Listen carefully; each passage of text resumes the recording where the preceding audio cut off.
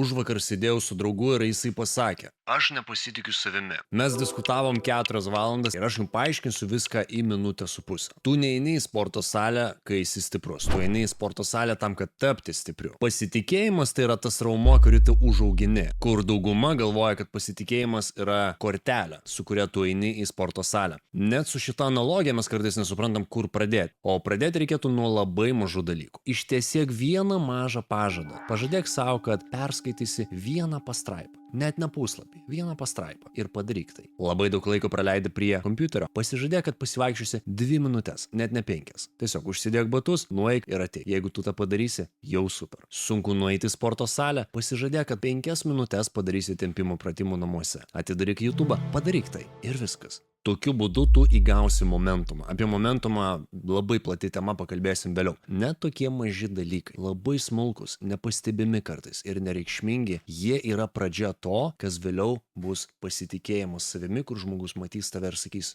wow.